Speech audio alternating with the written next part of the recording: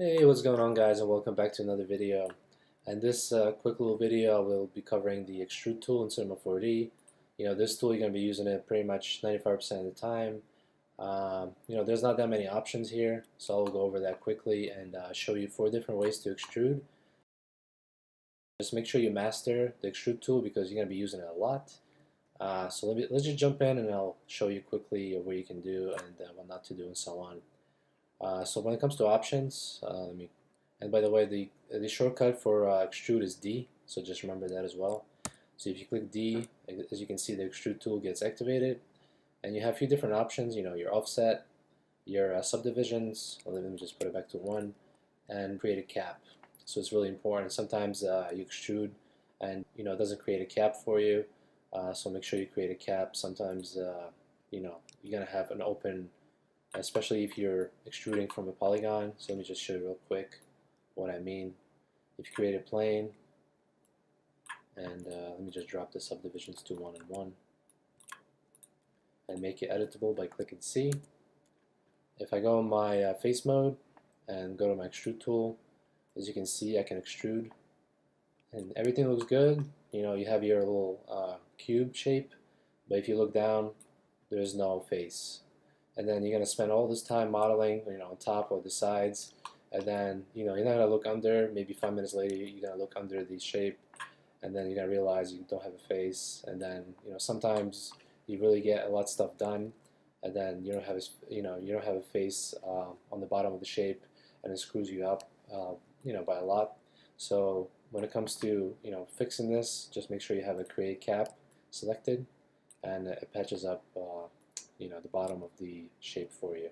So that's the only scenarios when you're extruding from a flat object. But if you're extruding from a cube that's already three-dimensional, you don't have to have this option selected that says create cap.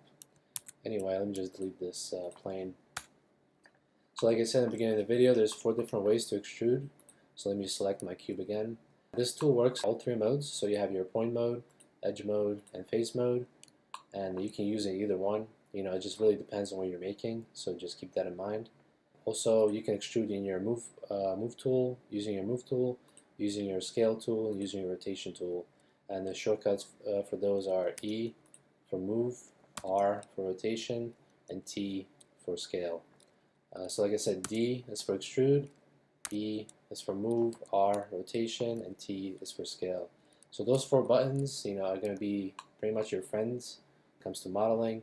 So just remember those, and you're going to be in pretty good shape of creating whatever you're trying to create. Anyway, so I'm in my face mode, and to extrude, let me just show you by using the extrude tool by itself.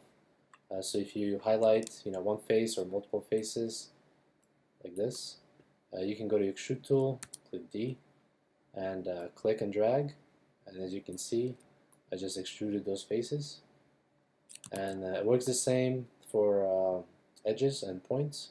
So if I go and click UL, which is a loop selection, go to my edge mode, select top loop right here, click D, left click on the mouse and drag.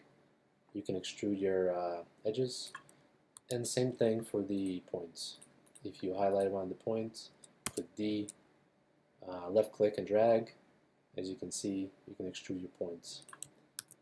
When it comes to the other 3 modes, rotation, scale, move tool, it really comes in handy as well, because if you're extruding by itself, using the extrude tool by itself, it extrudes following the normals pretty much. But the other 3 modes, it doesn't follow the normals. So for example, if I go back to my face mode, click UL for loop selection, and select this all the middle faces pretty much. Click T to extrude, hold command, and drag it out. As you can see, it kind of breaks the geometry a little bit. It scales and extrudes at the same time. If I do the same thing with the extrude tool without the scale tool, I can just click and drag. As you can see, it follows the normals. It doesn't scale outwards. It just stays the same shape and extrudes. So there's all kinds of different scenarios you're gonna come in contact, and it's gonna come in handy depending on what you're making. So same thing for move tool. If I select these three faces, click command and drag, you can extrude that way.